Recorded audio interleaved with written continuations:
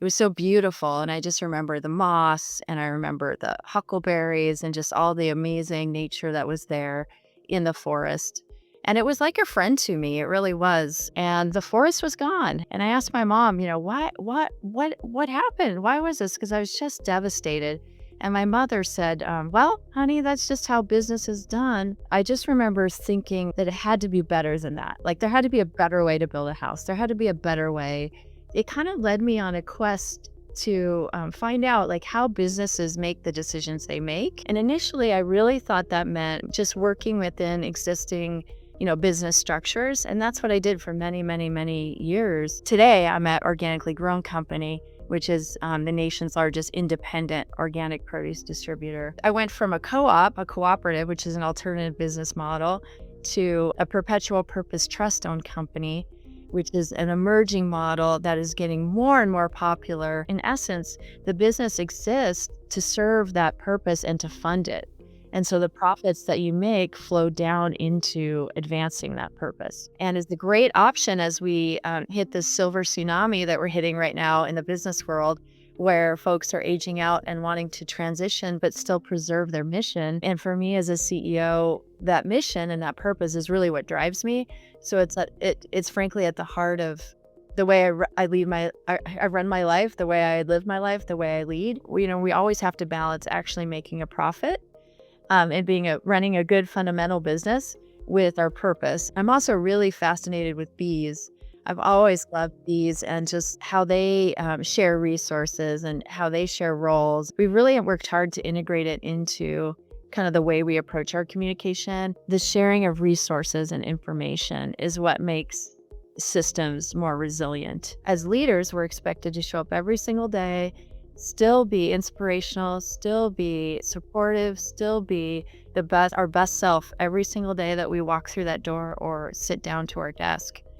And the pressure of it is a lot. Really, the idea is as leaders building the resilience within ourselves so that can flow out to our organization. An organization shouldn't just rely on their CEO or their executive, that developing the bench strength of the leaders around you and developing the leadership all the way through the ranks. We worked really hard to start to do more work with our leadership at every level, moving down even into the supervisor level to invest in them so that it's not just reliant on one person, so that we are a community of leaders supporting each other. It's not just the person that theoretically people say is at the top, but it's the whole suite of leaders within an organization that really make things happen.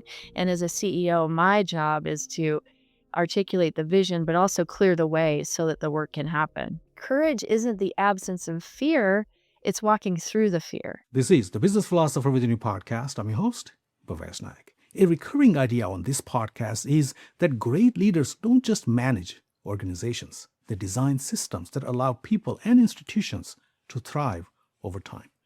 But if organizations are systems, a deeper question emerges. What makes some organizations resilient while others collapse under pressure? And what role does leadership play in building institutions that can endure for generations? To explore these questions, I've invited a very special guest to join us. Brenna Davis is the CEO of Organically Grown Company, the nation's largest independent organic produce distributor. She's also the author of Leading Through Fire: Resilient Leadership for People, Planet, and the Future. An environmental scientist turned CEO, Brenna brings a systems perspective to business leadership. Her career spans executive roles across 7 industries and companies ranging from $20 million family businesses to $200 billion global enterprises. Today, she leads one of the most prominent examples of trust-based ownership in the United States. I am pleased to have you on this podcast, Brenna. Well, thanks for having me, Bhavesh. Really nice to see you and excited to be on this podcast with you. Yeah, thank you for being here. And a special shout out to you, our listener. Hey, listen, we're not just a podcast. We are a movement, and you are the business philosopher. We learn from each other and grow with each other. Please remember to like, subscribe, follow, share, and comment. But most important, ask and answer questions. Thank you for tuning in. So, Brenna, take us back. Now, your book, Leading Through Fire, and I sampled it a little bit. I haven't read the whole thing because I have a reputation of ruining, surprises and drop spoilers. So I read just a very small portion of it. But it's you talk about growing up in the Pacific Northwest. And as a child, you're probably about 5 years old, and you are describing this breathtaking moment to me, where you're watching an ecological disaster, and your mom is there, and you ask a question to your mom. Could you take us back to that moment? And you will probably do a much better job, definitely do a much better job describing this moment than I can. So please take us back and tell us what's happening and what's the question you ask to Yes, your when, mom. I was I grew up in the Pacific Northwest, spent kids that grew up in the Pacific Northwest spend a lot of time in the forest and Yeah. spending time in nature.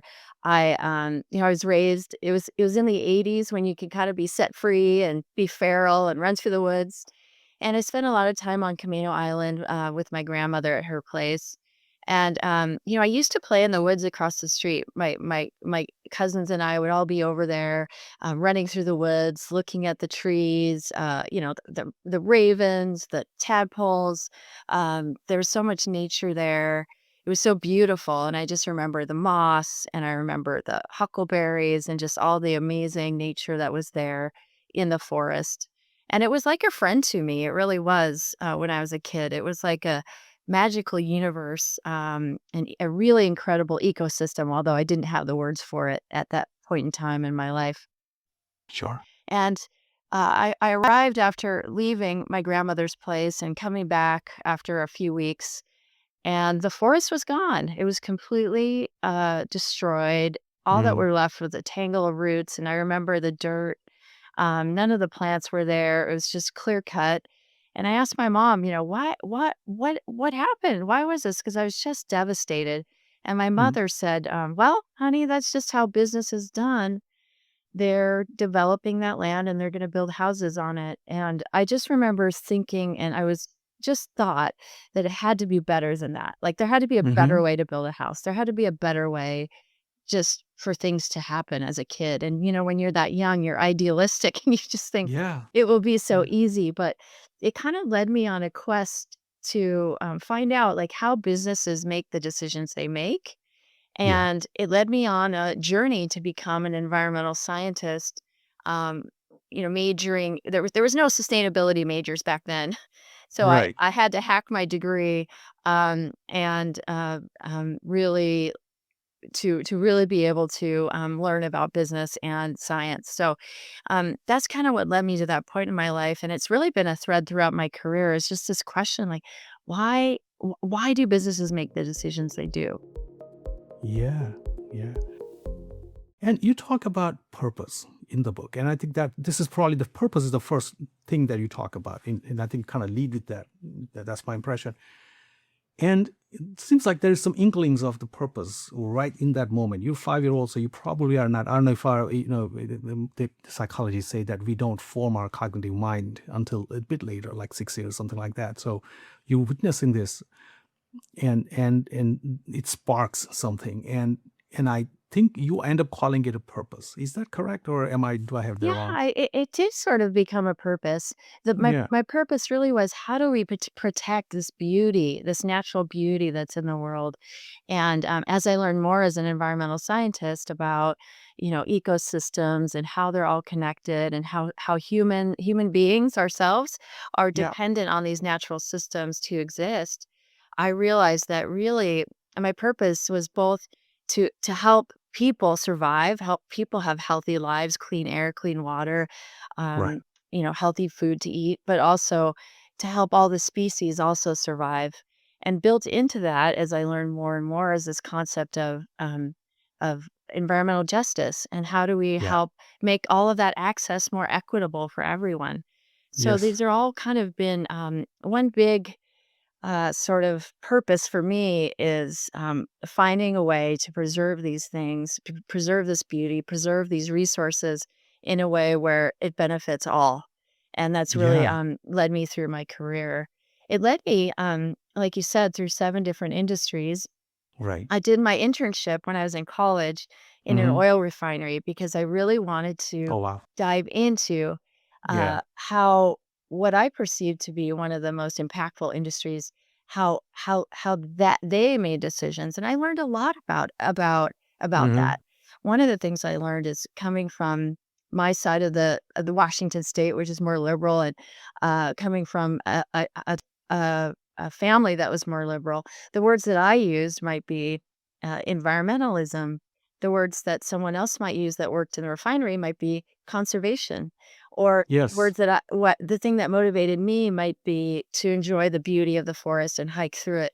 The thing that might motivate another would be hunting a duck or, Yes. going duck hunting or fishing. So, we shared a Yeah. lot of the same love of nature, we just had different words that we were using.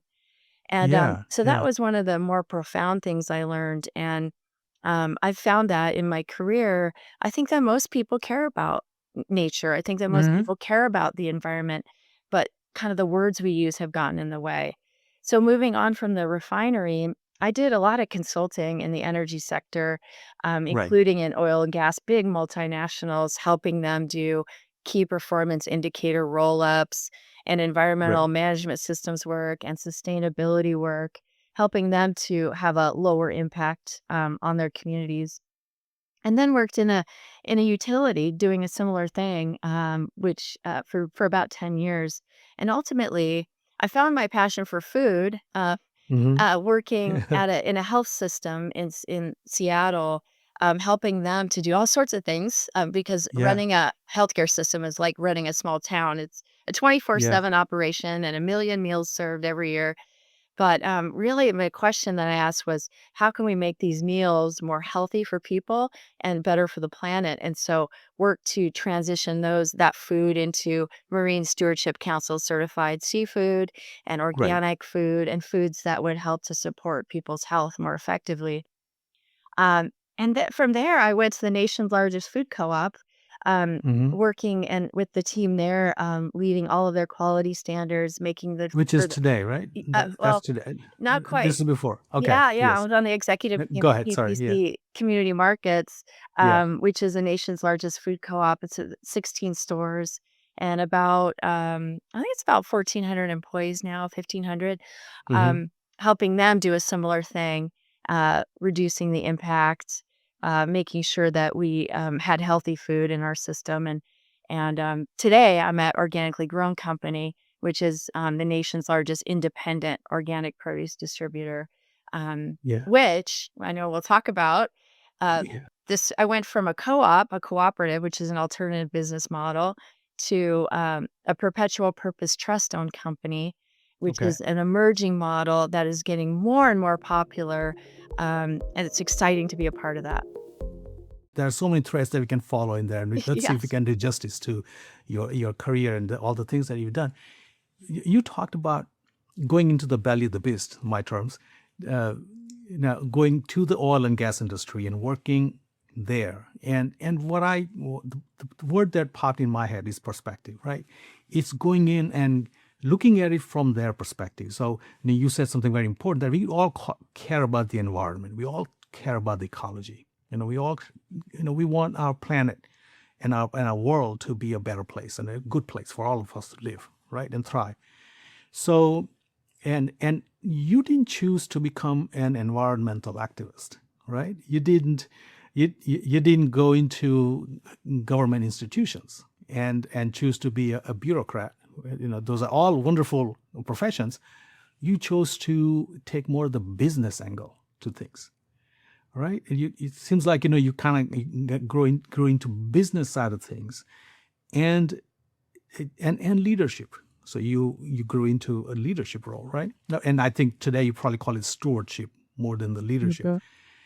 Mhm. Is there a reason why that side kind of attracted you more than going the other routes? Yes, I've always thought that it made more sense to work for me to work Yeah. within a system to make change for of the system.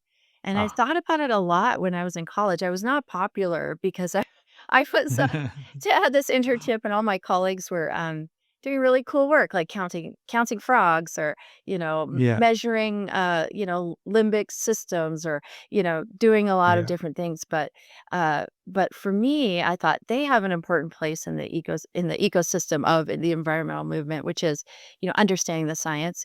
And then there's the Yeah. people that are kind of in the activist movement, and they have an important role, which is to push society forward.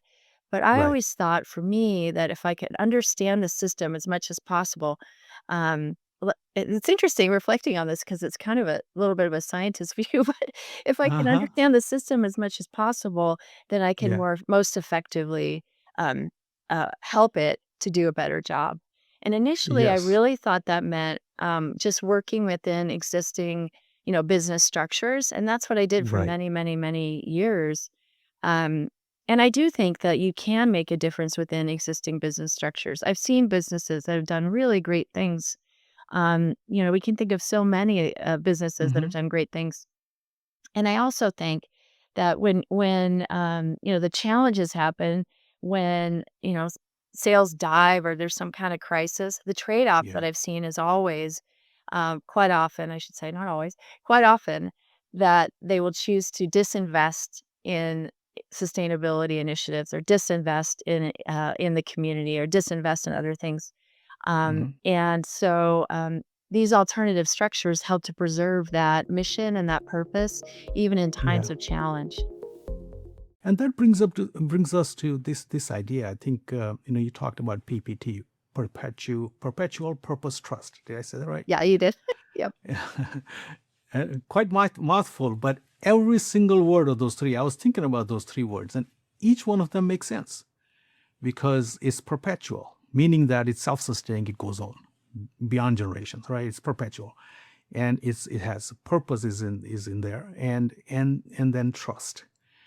So did you? So this is a new thing, and I think before that you were with a co-op, right? Yes. So can you talk about PPT a little bit, and Yeah. how, yeah, and how that evolved in your psyche, and how you came upon it, and why did that appeal to you? Against a co-op, or now we also talk about B corporation. I just released an episode about someone who's running a B corp. So Yes. Yeah. PPT, yeah, take us behind the scenes a little bit. Yeah. So people, I think, generally understand cooperatives, that people buy Right, in and own the cooperative, and there's so right, many applications of them, from utilities all the way to food co-ops, to farmer co-ops. It's amazing what they're doing with right. the cooperative movement.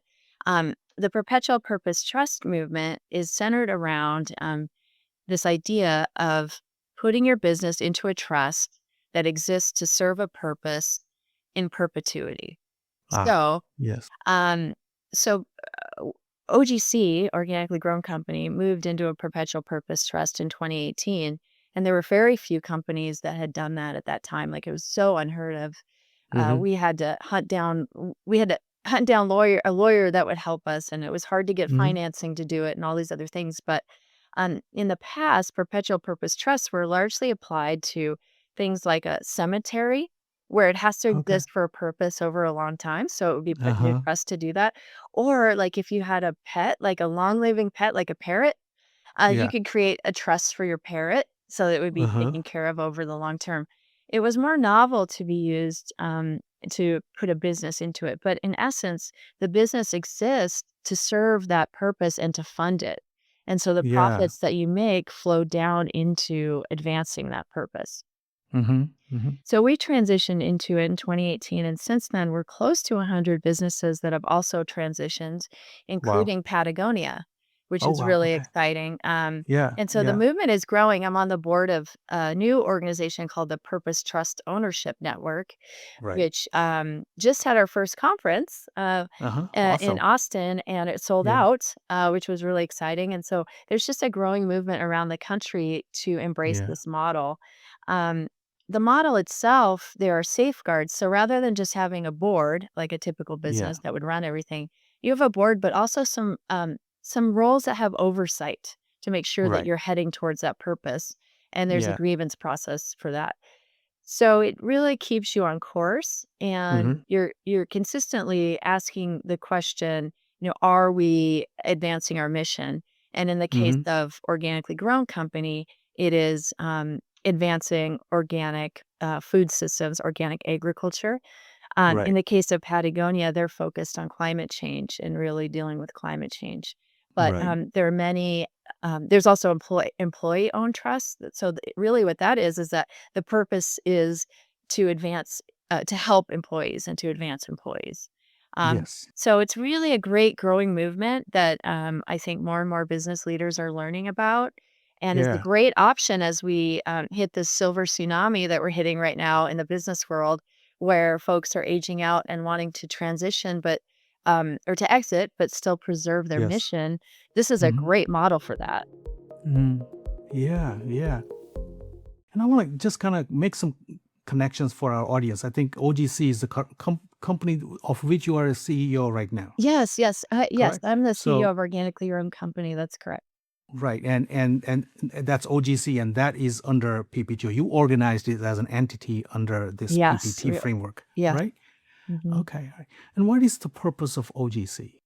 Our purpose is to advance sustainable and organic agriculture, and really to support independent and values aligned businesses that are a part of our ecosystem, for lack of a better word. Absolutely. Mhm. Yeah. And you were actually distributing the organically growing food. Is that produced? Is that Yes, correct? yes. Yeah. So from the high level purpose to the day to day, Yeah. the day Yeah. to day Right. work. Yes, we buy organic produce from growers Hmm. and sell it to retailers. Yeah. We serve 8 states. We have about 300 employees, about 400 trucks that go up and down the West Coast. Right. We also do logistics for, Yeah. kind of refrigerated, cold storage logistics for Right. companies that need to transport their goods. Hmm. We've been around since the '70s. We were formed in Eugene, Oregon, and so Yeah. it's a very mature business that Yeah. decided to kinda move to this model. We've had solid profitability. We're growing, Uh-huh. which is really nice, and we're also, have been really thinking a lot about, how do we integrate our supply chain, and so we recently purchased a citrus ranch, in Northern California. Very nice. So Yeah. we've got a lot going on, and I think the really exciting part is just the really smart employees that we have, the Yeah. coworkers that I work with. We call them coworkers. Hmm. My coworkers are just so intelligent, smart, thoughtful, really some of the smartest people I've ever worked with. And Yes. we're at it every single day, just putting that food on the table. Yeah. One of the things that really drives us too is helping these independent retailers thrive and survive. Yeah. We work with a lot of cooperatives or mom and pop owned companies, Hmm. Yeah. independent grocers, the folks that might Right. not get the same level of service from other companies that or Right. other produce houses. And so we make sure that they have a really great offering, so that they can compete with the big guys, Hmm. that, that's it's hard to do on a day-to-day Yes. basis. So that's really what drives us is helping keeping the food system sort of um, not just homogenous, but Yeah. really diverse and interesting for everybody. Absolutely. Right. Yeah. That seems like an exciting day to day and the purpose, which is kind of purpose touching the ground, right? It's being actionalized. If Yes. that's a word, I don't know if that's a word or not, but No, I think kind it of is actionalized. Yeah, I like it. actionalized, right? Yeah. Activated, right? And that must be exciting for you because you're actually bringing that mission, that personal mission, into an organization that's, well, I'm assuming is aligned with your personal mission. So Yes. the right? Yes, I mean, every day I'm Good. excited to wake up and I'm excited to do the work, and just the product we sell is a product that helps to build a better world, and that is that it sequesters more carbon. That is organic food Right. sequesters more carbon. It uses Yeah. less energy. Organic agriculture has more drought tolerance. Yeah. It's also better for farmers. It creates a better income for them. And Yeah. it creates a healthier farmer too, because 'cause they're not exposed to all these pesticides, that Yes. conventional farmers have. And then also it's better for farm workers. They're not exposed to it. Their children aren't exposed to these chemicals. So Yeah. it's really a great, flywheel of, a virtuous flywheel And every day the product we sell is just better for the planet and helping to improve things. Absolutely. And the words that your mom said, that's how businesses work, or to that effect. I don't know if I'm saying it exactly the way she said them, Yeah. So but and you running a business today. And so what's that feel like? Do you feel like it's the business that would be devastating the ecological system that you witnessed, or you're more of and I think the answer is clear, but I just kind of want to get the feeling that you feel when you run an organization like that, which is actually on purpose and mission. So what's it like, your internal experience to be running an organization that is so well aligned with your personal mission and purpose? it feels very fulfilling. It Uh-huh. feels like it's very aligned with my values. It feels good to show up to work every day. Feels good to Yeah. talk about the work we do. I'm very proud of the work that my coworkers and I do every single day. Yeah. Um, and you know, when I think on the days where I get tired or the Yeah. days when I get, I've had an overloaded week or I've traveled too much, Yeah. I reconnect with that Hmm. purpose. So the reason why we're doing it, and it gives me more fuel and I'm able to keep going. Yes. I do prioritize rest too, and so I try to balance Yeah. my life, Yes. but there are those times as a leader when you just feel overwhelmed, and in those times, the purpose and knowing that it's making a better world, Yeah. is energizing for me. Absolutely. And PPT, the who is the owner of PPT? Now we know in for-profit world, it's the shareholders. Whether it's a public company or private company, there are people who have stake in financial stake in the company, and they are the shareholders. And then you have the customers, and there are the stakeholders. But there's always this idea of who owns the company. Is PPT different in that regard a little bit? Yes, it is because, it's owned by a trust. Um, Yeah. so it sits in a trust and it's managed by a board, and it has Yeah. oversight from a, from an oversight body. In Right. some cases, it's called a trust enforcer, but really their role is to make sure that the mission is being carried out or the purpose is being carried out. There's Right. never an and in our structure, we have some, preferred shares that we also took on when we took on debt. They're non-voting. Yeah. Um, and those are, yeah, we have that. Yeah. Um, but ultimately, there's never going to be an owner telling us that we need to not pursue our mission in order to just do profit. Like, it's never Yes. going to be someone telling us, okay, you have to stop doing organic and only do conventional. Um, Yeah. our mission is preserved within that ownership structure, Yes. rather than sort of being at the mercy or the whim of Yeah. that particular owner. And I think definitely our founders, um, designed it that way because of their Yeah. passion for the mission. Yes. I think I've heard you say at one point, I don't know if probably not in this conversation, but before, that the purpose is an owner or purpose is the owner. Is Yes, that correct? Or, yes, yes. right? So that's another way of saying it. That it Yeah. exists in a trust, and Yeah. that ultimately the tr- the purpose is the owner. That's right. Right. Here's a question. What if the purpose changes? If a leader is running an organization and purpose is ultimate, basically, right? No, we're not going to change the purpose no matter what, right? What if, or is there room for changing the purpose? Is there a mechanism for it? Like, we have in the United States, we have the Constitution, right? You can amend it or you can change it and then vote on it, things like that. What happens if the purpose changes a little bit, or if Okay. it evolves? Yes. Yes. How does So, a leader handle that? Yeah. yeah, yeah. So, the trust is under a trust agreement that outlines the purpose. So Ah, everyone knows yes. what that is. Yeah. And we're owned by our trust is a Sustainable Food and Farming Agricultural Trust is the name of it. Right. Quite long. Um, yeah. So if someone in the business, like if the board or the CEO or people that were running the business decide to move away from that purpose or shift it Yeah. away, Yeah. then there's a grievance process that exists so that someone could Yeah. bring a grievance and there's a mechanism to sort of bring it back to the purpose. Ah, I think if yes. all the we've only been doing this, I think we're in year 8 of this Uh-huh. really movement growing, and Mm-hmm. so, we're not at the point where we would wanna change our purpose, but I would Yeah. imagine that if a company Yeah. decided or trust decided they wanted to change their purpose, that they would need to amend their trust agreement and then go through that whole Yes. process as a group, but it would be quite arduous, and it Yeah. would be quite difficult, I would imagine. Yeah.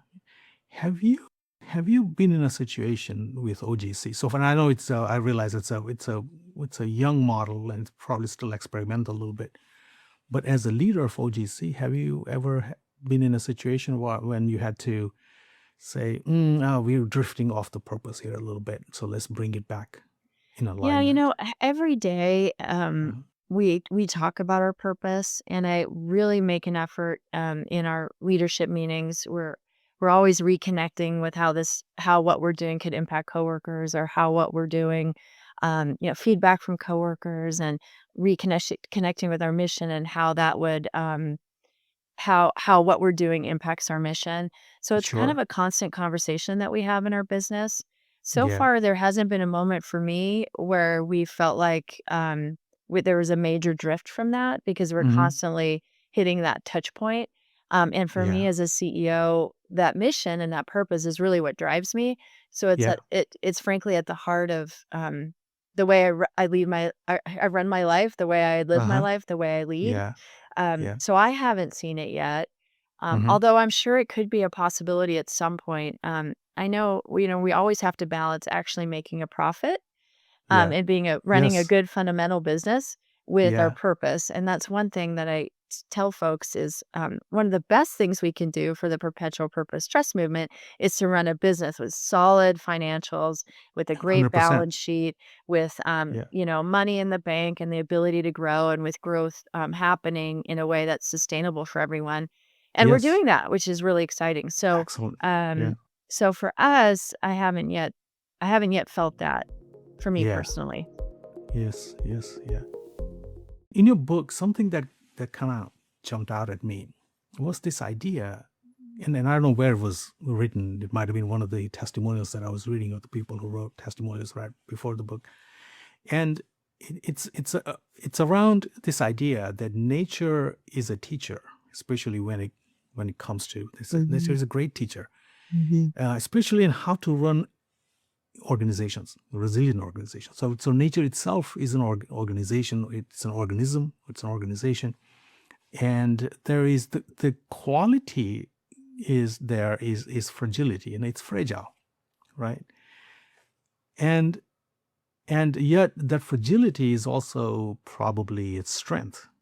I don't know, right? Because a good ecological system will be self-sustaining. It'll be self-perpetuating. That Yeah, word in that's your great.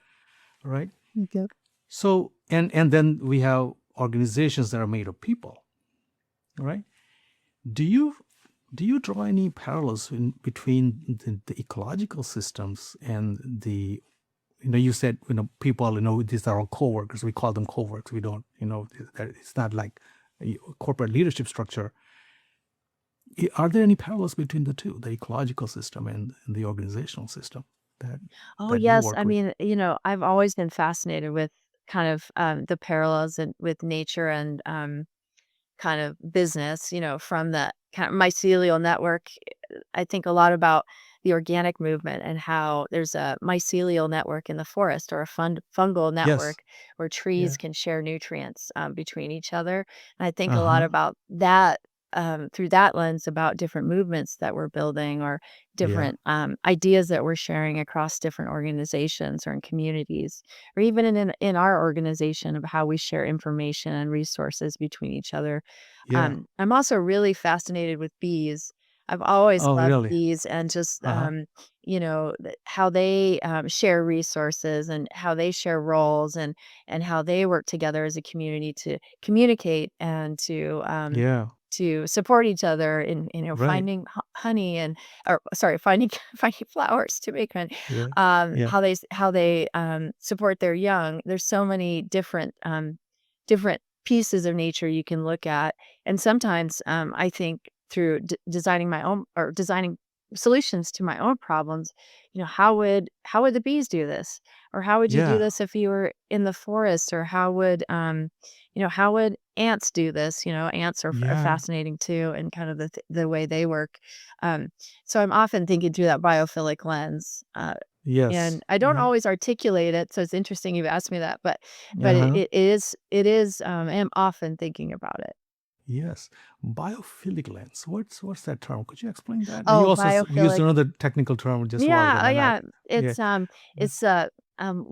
It's exactly what you've described. It's using nature Ah, um, as a model for solving problems, and there's a yeah. whole, movement around biophilic solutions and Really. understanding and using nature to, Yeah. solve societal's problems, because Yes. so many solutions already exist in the world, and so why Mm-hmm. not dive into nature to find a solution? Exactly. Yeah. Exactly. Yeah. And so could you give us an example of so going back to the purpose, right? And then you have the hive that's around you of the people that you work with, right? Mhm, Using your terminology. mhm. How do you communicate that? It's. I know that you probably kind of express it. Is there a process where they get to buy into it? There is a quote by might be Aristotle or Socrates, I forget, but I think he said, "What you express, you impress. Whatever we talk about, we actually buy into it ourselves more and more." Is there a process where they get to have a buy-in to this purpose from their own perspective? Do you have some kind of process that you have? Yeah, we've done a lot of thinking around how we integrate our purpose into the Yeah. way we train folks, the way Yeah. we communicate, the things we communicate. We include it in our orientation to make Yeah. sure that people understand the purpose and why we're doing it. We made sure that we included signage and kind of little visual touch points to kind of remind people of why we're doing what we do. We have, all coworker meetings where we talk about our Mhm. purpose. We also do sampling and people get to try different, Oh, fruits wow. and veggies. Yeah.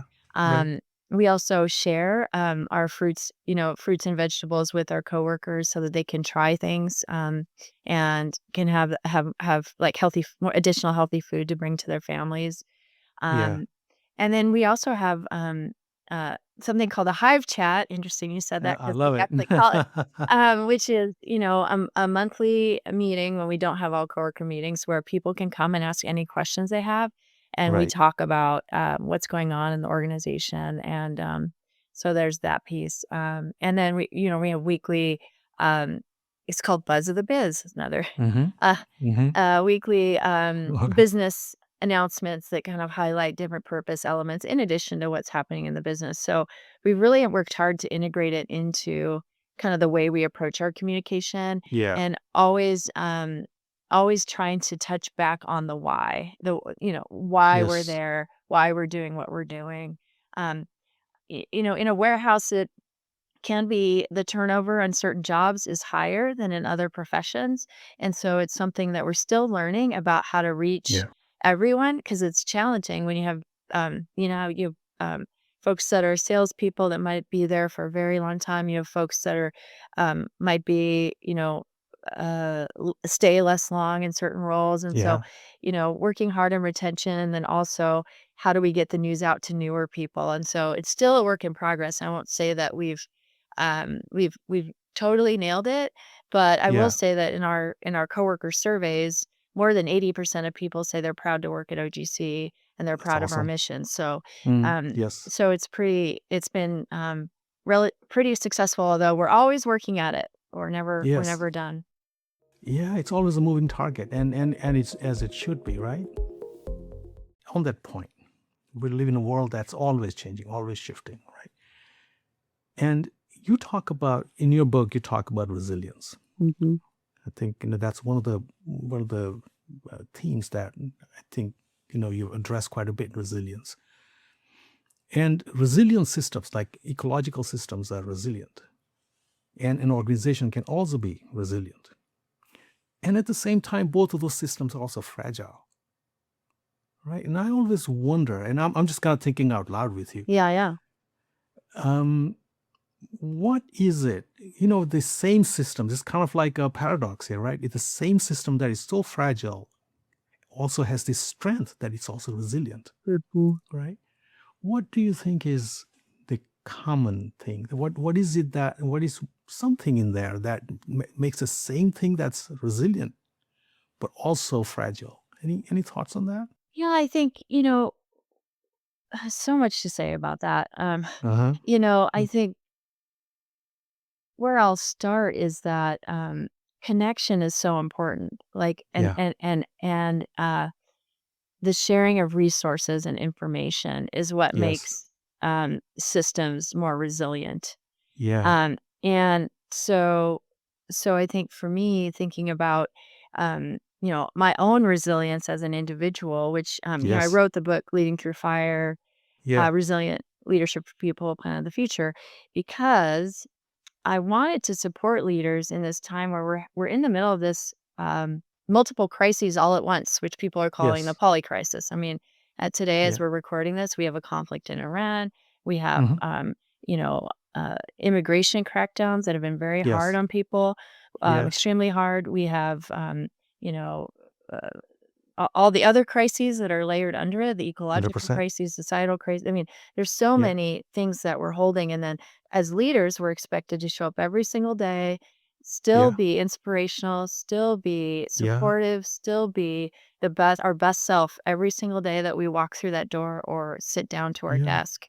Yeah. And the pressure of it is a lot. I mean, everyone Yes. I know that, all the elder CEOs that I know have said that this is the hardest time to lead in. It's the hardest time. Mm. We came out of Yeah. COVID, then we came into all these multiple crises that still weren't resolved.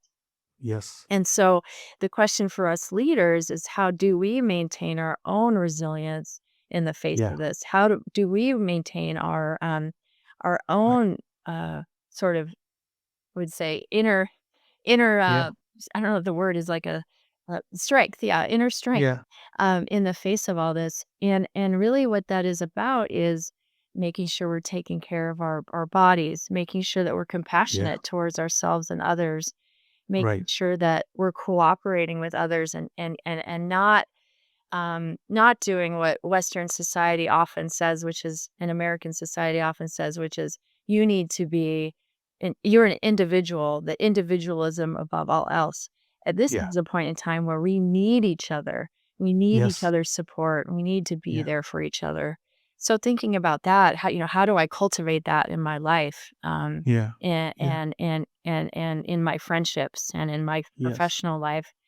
And then, the other people pieces are around purpose. Like the purpose can help Yeah. you get up every morning. The Yes. purpose can help you, whatever that might be. If your purpose is to help kids, or your purpose is Yeah. to help people be healthier, or your purpose Right. is to get information to people so that the world can be more educated, or whatever it is, Right. that can help you wake up every day. So, really, the idea is, as leaders, building the resilience within ourselves so that can flow out to our organization. Hmm. Yeah. I love it. You brought this idea, which I think is so powerful. What you're saying, I think, is that the system can be fragile or it can be sustaining or perpetual. It can Mhm. last in perpetuity. But what makes that connection, what makes that perpetuity happen is the leadership, the right kind of leadership, and all the things that you talked about in what that means, what it means to be that kind of leader, right? Is that would you say anything about that? Or is that agree? Disagree? Feel free to disagree if I'm putting words in your mouth. But it's leadership or Yeah, stewardship or some role that you play, where you take care of your own resiliency and you bring it to the world. I don't know what the term is for that. Yeah. yeah, yeah. Thoughts on that? Well, I mean, I've been hearing lately that there's record CEO turnover right now. That the Yeah. average time of CEO turnover is down to less than 4 years, and Mm, that's some new that's data that huge. uh, Yeah. did you That's hear that? huge. Yeah, Yeah. yeah. Well, that's It's huge. like a Yeah. record level Yeah. of turnover. Yeah. And, Yeah. boards, when they're thinking about from a governance perspective about Yeah. retaining CEOs, like it's pretty critical to think about how is that individual as a human being that is being a leader, um, Hmm. you know, supporting themselves, and how resilient is that person, and how can we support that person in their resilience. Yeah. Um, I I I think that, an organization shouldn't just rely on their CEO or their executive, Ah, that yes. developing the bench strength of the leaders around you and Yeah. developing the leadership all the way through the ranks. Because I've always thought that I agreed with something one of my mentors said, which was, everyone's a leader. If someone is looking up Yeah. to you, then you are Yes. a leader, whether that's your little sister, whether Yeah. that's your, Yes. your your Yeah. you're, the guy in the grocery store that sees you every Right. whatever, then Yes. you're a leader. So I've Yeah. always, we worked really hard to start to do more work with our leadership at every level, Mm. moving down even into the supervisor level to invest in them, Yeah. so that it's not just reliant on one person, so that we are a community of leaders supporting each other, that if Yes. there's a challenge, then you can pick up the phone and you can call someone, Yeah. and there's someone on the other line, or you can text someone, Yes. "Hey, this challenge is happening, what are you doing right now with that?" And so just building those connections between the leaders too has been really critical for us. Yeah.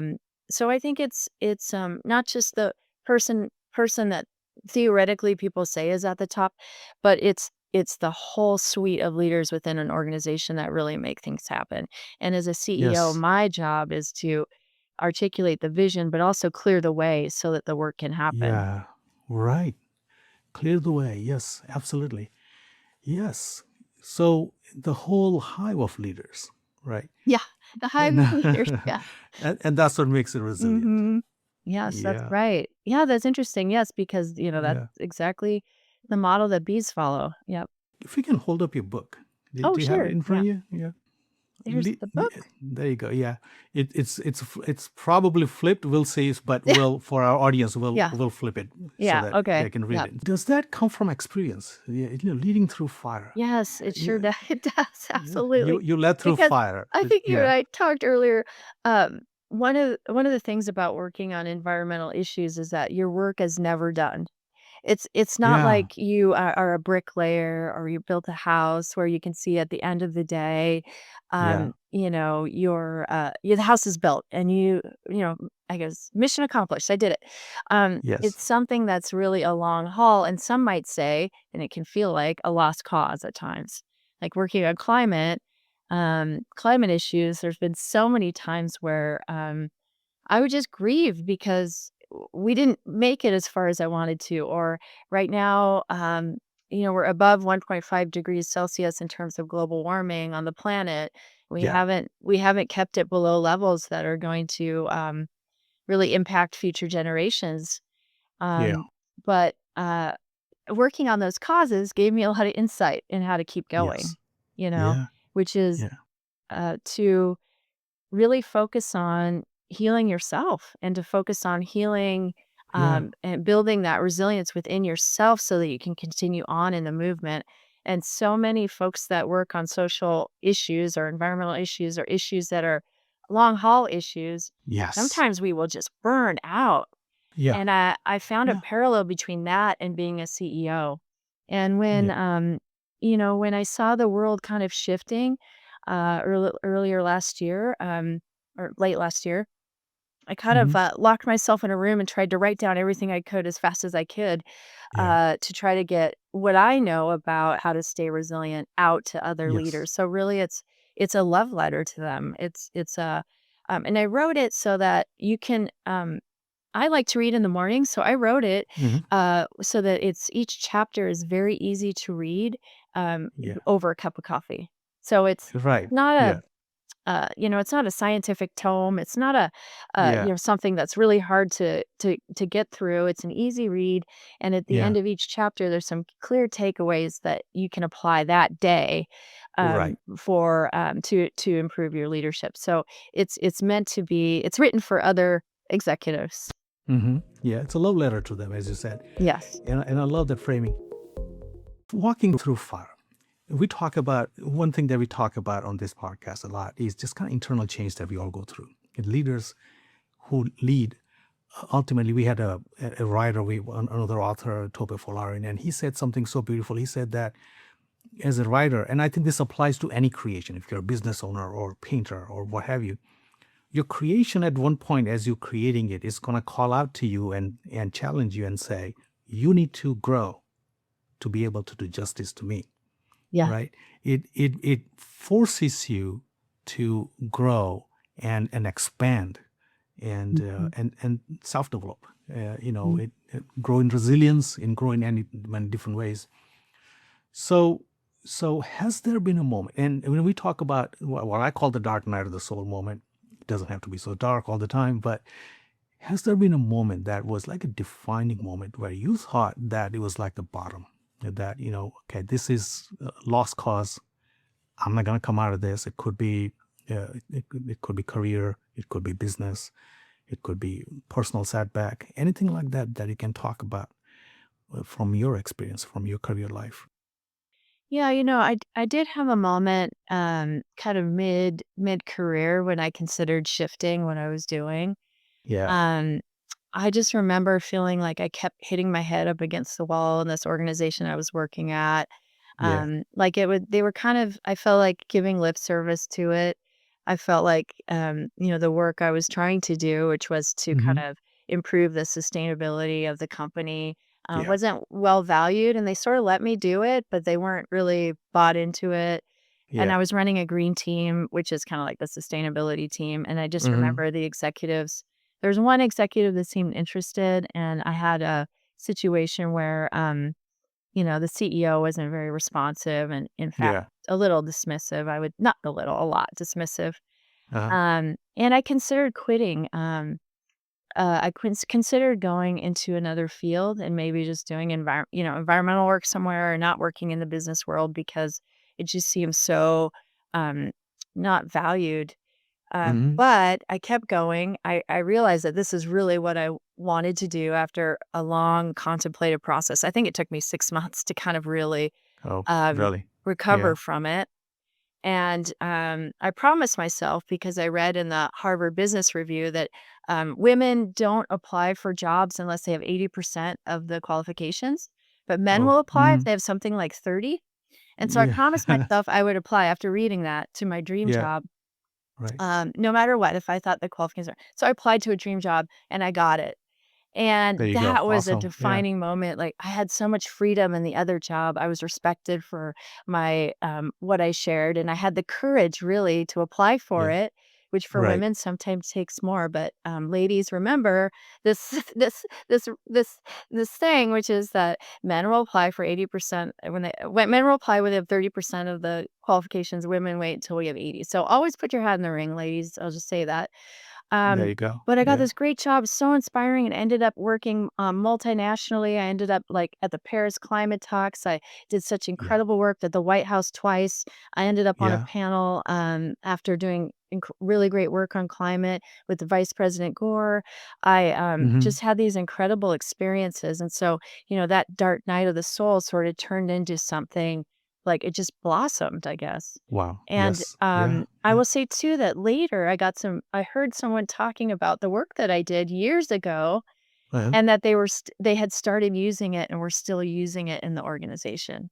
So that what I has to be didn't so see back fulfilling. Yeah. then was Yeah. that the work I was doing was really important even if people didn't value it, and that today it lives on in that organization 20 years There you later. go. So Yes. so I think sometimes we don't see all of our impact in the moment, or we're ahead of the curve or ahead of the times. Yeah. Um, but having courage to try something Yeah. different, and also having the courage to kinda keep going and to do what Yes. you're doing, Yeah. also was a good thing. And remember, like, courage isn't the absence of fear, it's walking through the fear. I love it. Yeah. Courage isn't the absence of fear, but it's walking through it, walking Yeah. through fear. That's Yes. courage. Yep. I love it. Yeah, Yes. so it doesn't mean I wasn't afraid when I clicked that button. In fact, I had a little glass of wine, and then I clicked the button to submit that that application, but, you know, uh, Yeah. but I was able to walk through it, and it's the same thing when I Yes. I was asked to go on morning television one time, and I'm an introvert, like, just walking through it. Yep. Yeah. Yes. And that if that's not a definition of resilience, I don't know what that is. Because you hit the dark night of the soul moment, and you come out of it with a success story. So that's resilience. That's resilience defined in my view. What do you think the future holds for us 20, 30 years down the road? We are in a very strange place right now. And are you optimistic? I suppose we all have to be, but and what's your take on it? Where do you think we're going overall as a humanity, as a nation, you know, I, as a I civilization? I have a we've been through a really rough period where I've seen things happen in this country that are not aligned with my values, and Yeah. where I things have gotten a lot more challenging than I would ever have guessed in my lifetime. Mm. Um, and I do one of the flickers of hope is that I'm seeing that people aren't agreeing with it. I'm Mm-hmm. seeing that the majority of people are not happy with how the direction that things are heading right now.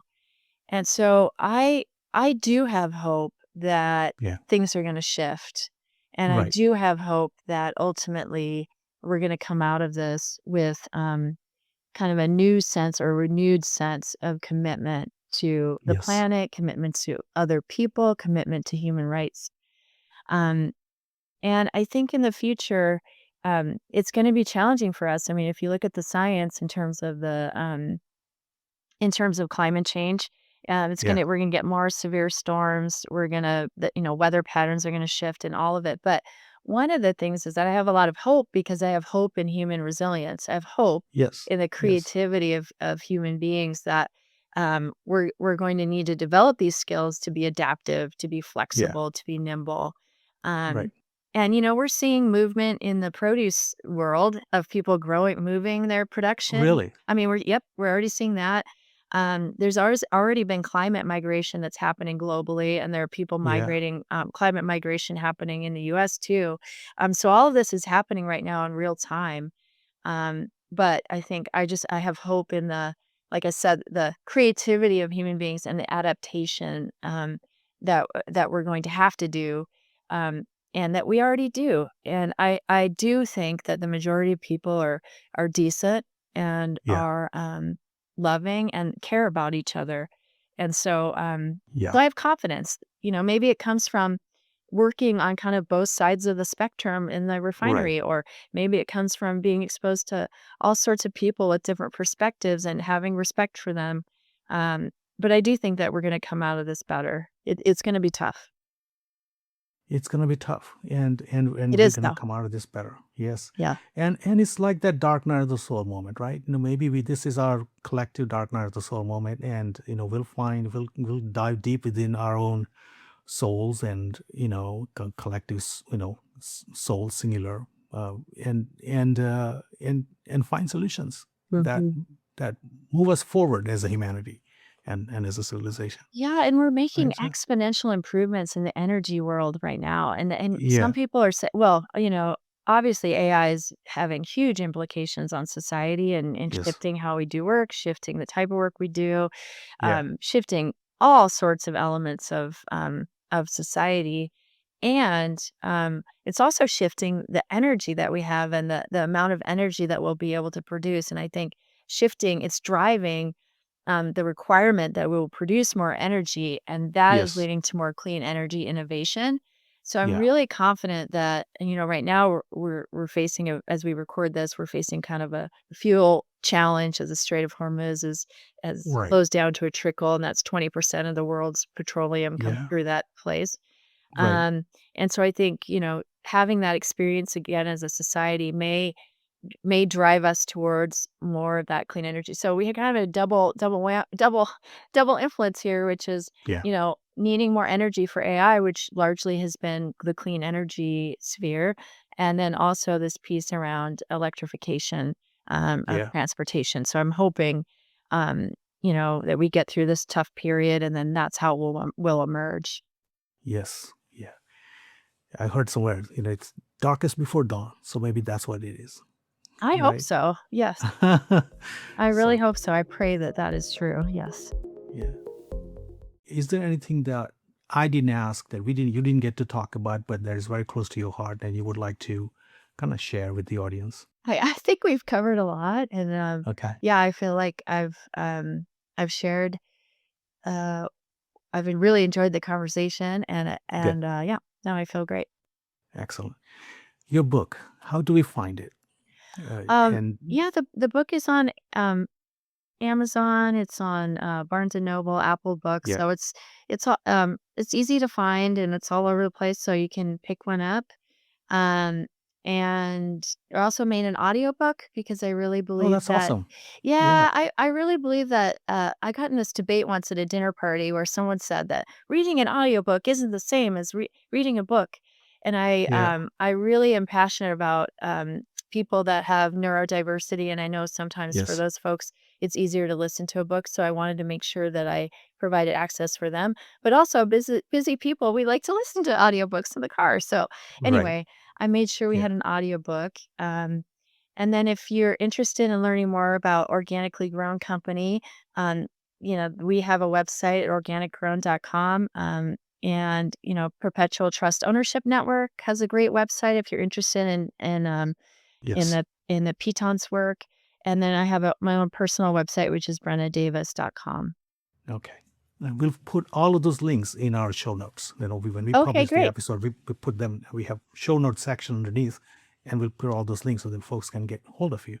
So, Brenna, so appreciate this time we spent together. This was an exciting conversation and also very thoughtful, very deep conversation. And those are the kinds of things that we do on this podcast. So I really appreciate you thinking out loud with me, Thank you. on on a lot of these issues that affect all of us. Thank you. Yeah, I appreciate it too. Yeah. And And evidently, my dog has joined us here. So, bring him or her over and let's see, say hello yeah, to the audience. he my husband put him in the room and he just left. Anyway, yes, I've really enjoyed it too, and Okay. I really wanna say thank you for the work that you're doing to try to illuminate these, other business models and to support the leaders that are making this happen right now in the world. It's so critical that they get the support and the new Yeah. ideas and are exposed to different ways of working Yes. so that future generations can thrive and so that they can thrive as human beings. Absolutely. I think we come from the perspective that the best renewal resource we have is here and here. Yes. So it's the head and the heart Yes. and the center. So as long as we are tapping into that, there's always hope. So with that, thanks again, Thank and you. we'll continue this conversation in other ways. Yes, yes, I would love to.